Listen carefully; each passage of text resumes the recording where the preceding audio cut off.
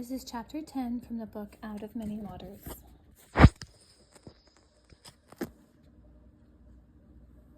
Winds of Suspicion. Please, Maria, may I go up on deck and meet with the captain today? Really, I feel quite strong. Isabel looked appreciatively into the woman's face, feeling a closeness that she couldn't quite explain and did not wish to acknowledge. True, Maria Levy had cared for her, and the women's medicines had cured her, but she had known her only a short time and would not have the chance to know her well. As soon as the ship reached Amsterdam, she would probably never see her or any of the others here again. Well, child, I'll think you'll have to be careful and not overtire yourself.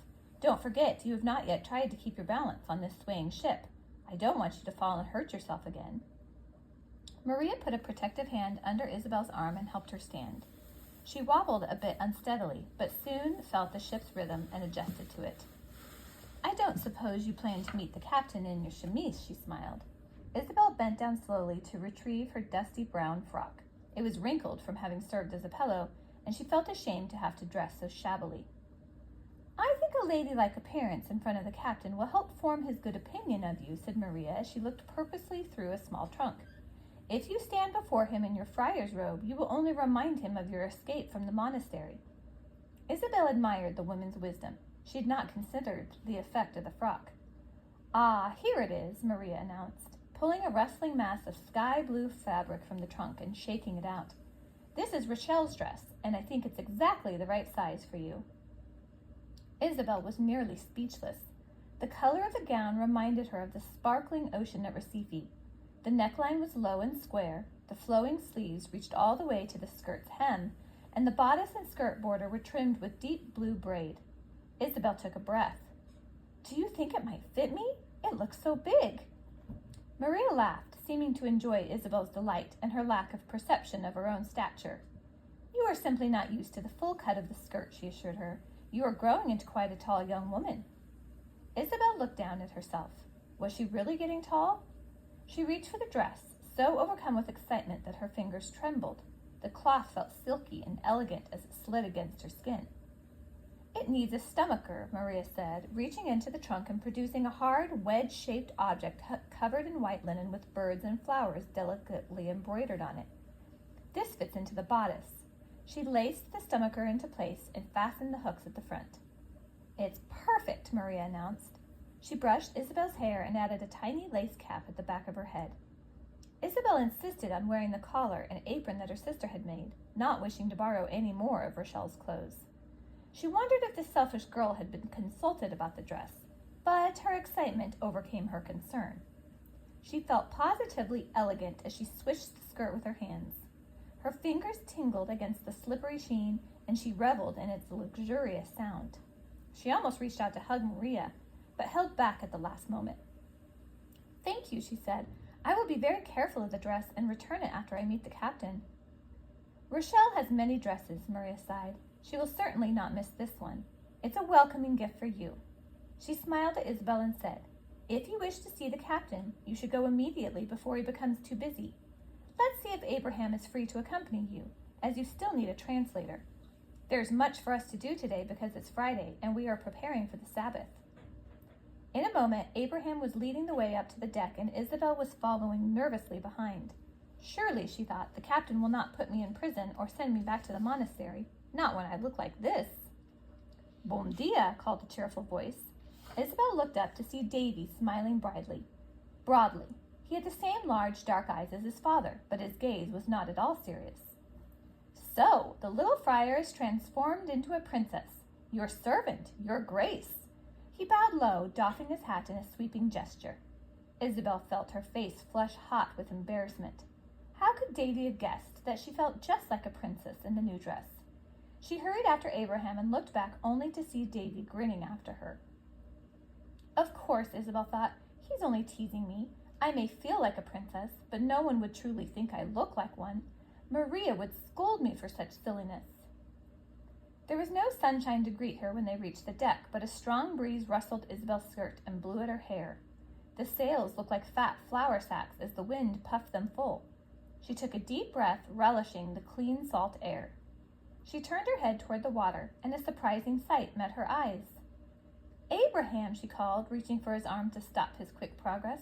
Look at all the ships." Abraham smiled. "There are 16 ships, all bound for Amsterdam.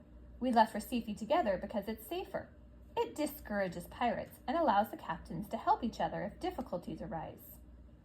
A deep sense of longing overcame Isabel as she watched the ships glide toward the horizon. She was certain one of those ships carried her sister. But which one?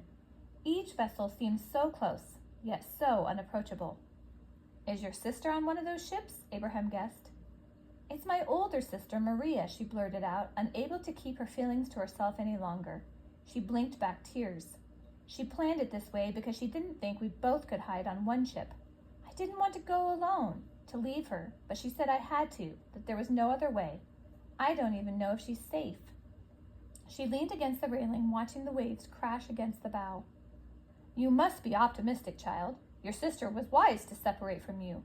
Not only is it harder to hide two people on these crowded ships, but a captain is much less likely to tolerate two stowaways than one. Each of those vessels carries a group of Jews leaving Recife just as we are, and your sister is sure to find sympathy no matter which one she is on." He patted Isabel comfortingly. "It will not be so many more weeks before you and your sister are reunited in Amsterdam. Come now, let's see if we can settle your passage." "Yes," Isabel agreed, turning away from the railing. She prayed Maria had found as much kindness as she had. "There's something I wish to tell you, Abraham, before we get to the captain. The offer to pay my fare is a generous one, but I have decided that I wish to work for my passage. It will make me feel useful, and I hope it will keep the captain from sending me back to Recife." Abraham bowed with the same short motion she had seen when he introduced himself to the captain. "I respect your wishes," he smiled. He turned and proceeded on to the captain's position at the rear of the ship. Isabel walked stiffly in the new dress, unused to the rolling ship and the billowing skirt. She climbed the steep stairs to the captain's perch, tightly gripping the ropes that served as a makeshift banister. Standing in front of the captain once again, Isabel smoothed down the ruffled fabric and tried to calm herself. The captain seemed so tall and imposing with his cocky plumed hat and his habit of rocking impatiently on his heels. Isabel felt a tightening in her throat. "I'm not going to let him scare me the way the friars always did," she determined. She forced herself to look the man squarely in the face, as she had seen her sister do when confronted with Padre Francisco. "Bom dia," the captain said solemnly in his accented Portuguese. "I see the little stowaway is feeling better. What shall I do with her?" "She wishes to earn her passage to Amsterdam," Abraham explained. The captain began rocking back and forth on his heels and returned to his native language, as if to shut Isabel out of the discussion. But as Abraham translated, she looked at the captain unflinchingly. As the conversation progressed, Abraham reported that Isabel would be allowed to work for her passage, and if her job was done to her satisfaction, she would not be forced to return to Recife. With that battle won, Isabel felt more confident. "Can I work directly for the captain?" she asked. "I have a neat script, and I could copy documents or write his letters." The captain laughed with amusement. "He points out that you do not speak Dutch," Abraham explained. "I could clean his cabin then. I'd do a good job." But the captain wanted no part of her. "He says you're to work in the cook room, Isabel. The cook speaks Portuguese, and you'll be out of the captain's way." Abruptly, the captain dismissed them with an impatient wave of his hand. "There is no arguing, Isabel," Abraham consoled her as they left the quarterdeck. "At least you have received a pardon for hiding yourself on the ship. I didn't think the captain would reverse his decision to send you back so easily." In the short time since she had first come up from the passengers' quarters, Isabel felt a change in the wind. From the refreshing breeze that had first met her, she now felt a less controlled wind, which seemed to shift about from several directions, and which was heavy with moisture. Her hair blew across her face and then behind her, swirling into tangles. The waves were higher and the ship rolled more sharply. Isabel reached out and held onto the rigging to steady herself as she stumbled forward, trying to keep up with Abraham, who walked steadily ahead of her.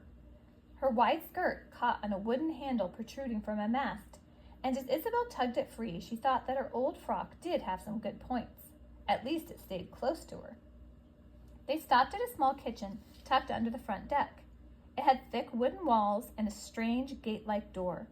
The top half was open wide, and the lower half fastened shut. "What kind of a door is this?" Isabel asked. A swarthy, bearded man stepped up to the opening and answered Isabel's question in perfect Portuguese. "This crazy door is one of the most useful inventions on this entire ratty ship," he thundered. "When I leave the cookroom unattended, I fasten both pieces closed. When I'm here working, I keep the top half open so I can get a breath of air and the bottom like tight to keep out those thieving, hungry sailors." The man burst into a loud, bellowing laugh and smiled broadly to expose several missing front teeth. "You here inspecting the door? Do you have business with me?" Abraham introduced himself and Isabel and explained that the child was to help him with his duties. "There's no space in this mouse-sized room for another man, but perhaps a pint-sized girl might be a perfect fit." He leaned forward and eyed Isabel critically. "Can you handle a paring knife, child?" "Yes, sir," Isabel answered confidently. "Sir, is it? If she calls me sir, she's hired," the man said to Abraham, and he unlatched the bottom portion of the door and ushered Isabel into his tiny workspace. Abraham wished Isabel well and headed back below deck, apparently confident that she was in good company. "Actually," the talkative cook said, "everyone calls me Pescador, the fisherman. They say I look like a fish, smell like a fish, and know how to cook fish in 100 different ways. Actually, they're wrong. I may look like one and smell like one, but I can cook fish in 1,000 different ways. Anyway, child, just call me Cato for short, and I'll call you Izzy if you don't mind. I don't like wasting time." "Yes, Senor Cato, sir, that's fine. If you'll just show me the paring knife, I'll get right to work." "That's the spirit, Izzy," the cook said cheerfully. "There's a pile of potatoes that need skinning because if supper isn't served on time here, there's sure to be fire and brimstone raining down on old Cato." Isabel walked over to a basket of potatoes with a small paring knife sticking out of one of them. A 3-legged stool stood next to it, and Isabel sat down and started work. She began to relax. Her meeting with the captain was over, and she was assured of her passage to Amsterdam. For the first time since she had run away, she knew exactly what to do. Right now, she did not have to think about anything, for potatoes made no demands. They merely waited to be peeled. "Why, you're an absolute natural," Cato praised her, "or else you've had a lot of experience. Where do you come from, child?" Isabel ignored the question and asked one of the cook instead. "I thought this ship was Dutch. How come you speak Portuguese?" "I speak everything. I've been on so many ships and laid over in so many ports and worked with so many different men, I'd never last if I didn't. I'm a native Brazilian myself. Spoke Portuguese when they were in charge, then learned Dutch when they took over. I also speak Spanish, French, English, and a smattering of Tahiti dialect too." Isabel remembered the conversation she had overheard under the rowboat, and her old fears returned. What if Cato was one of the sailors she heard speaking Spanish? She looked to see if his boots matched the ones she had seen, but Cato was barefooted. That didn't mean he never wore boots, though. She tried to make her voice sound casual. "Are you the only sailor on the ship who speaks Portuguese?" "There's a few others for me to converse with, a few Spaniards and a few Portuguese too. Why, the first mate's a Spaniard, and so he's the helmsman. It's an international crew, I'd say." Isabel turned a misshapen potato over in her hand while she thought about that piece of news. Working in the cookroom might turn out to do more than just earn my passage to Amsterdam, she thought. Cato might even understand the plan I overheard. Maybe I can trust him with the story when I know him better. He doesn't seem like the type of man who would be part of the Inquisition. "Where did you say you came from, child?" Cato repeated. Isabel hesitated. Perhaps she should test him with a bit of information that could not hurt her further.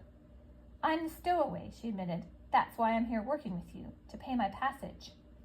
Cato raised one eyebrow and looked at Isabel quizzically. "You say you're the clever one who managed to hide out on this ship? You sure don't look like a stowaway.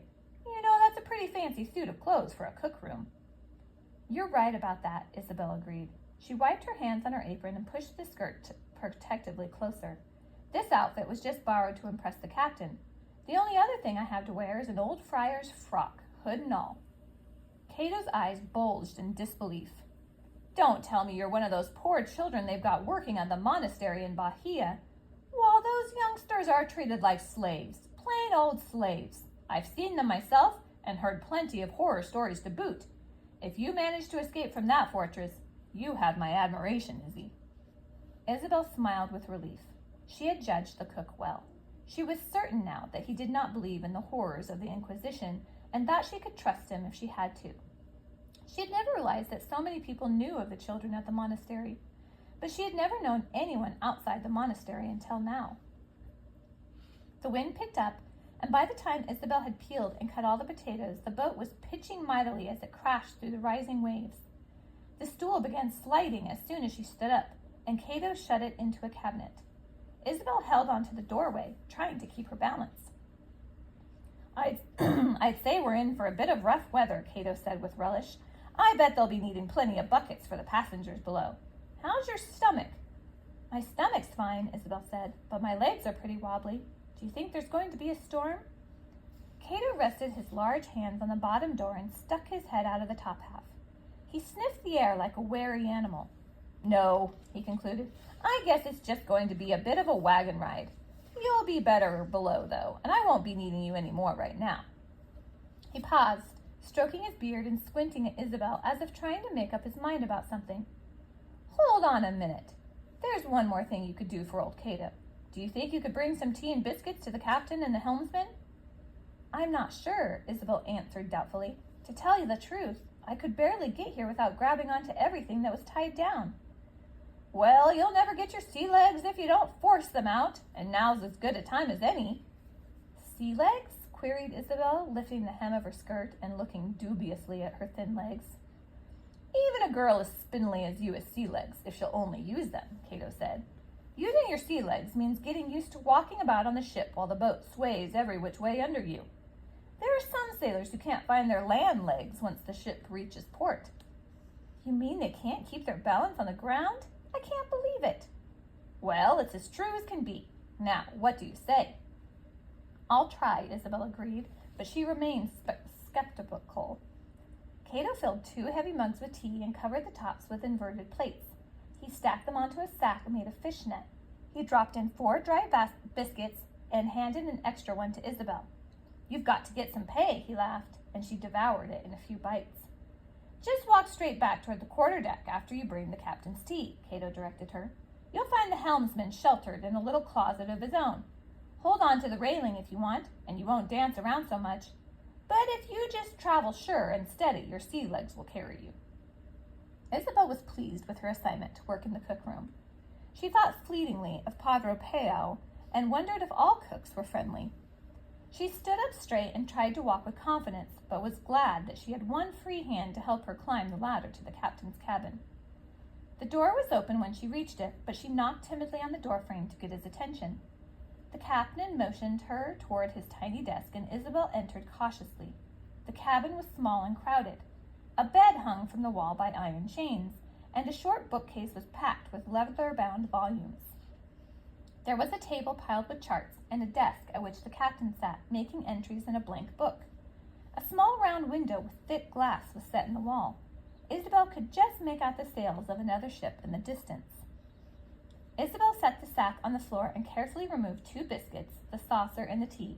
She tried to hold the cup steady as the ship rocked, afraid that she would spill the tea on the captain's papers. She sighed with relief as she successfully rested the cup beside the captain. He looked up, as if he were seeing her for the first time, and smiled at her, mumbling something in Dutch. Isabel smiled and backed out of the cabin. Her job was going to work out. She had made the right decision not to depend on anyone but herself.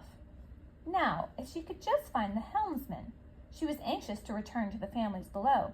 It is only that I'm curious to see the preparations for the Jewish Sabbath, she told herself. It is not my celebration, but I would like to see it. The area just below the quarterdeck seemed deserted. Isabel looked about, worried that she might not have gone in the right direction. Then she saw a slatted door and heard someone coughing behind it. She stepped forward and knocked softly. See, a man called, and Isabel stiffened. The man spoke Spanish. Yes, hadn't Cato told her that the helmsman and the first mate were Spaniards? Isabel entered cautiously. The room was nearly filled with a huge spoked wheel in front of which a burly sailor stood, gripping it tightly. There were 2 tall tables, both covered with maps and charts. A spyglass and a compass hung from a nail on the wall. She emptied the sack quickly and moved back out of the door. Gracias, grunted the helmsman in a raspy voice. Thank you. Isabel hurried back to find Maria Levy, forgetting that the empty sack dangled in her hand. Could the helmsman be one of the men she had overheard? There was no way for her to know, but she had to share her suspicions with Maria. She felt a cold chill as she made her way across the deck, and she knew it had nothing to do with the gusting wind.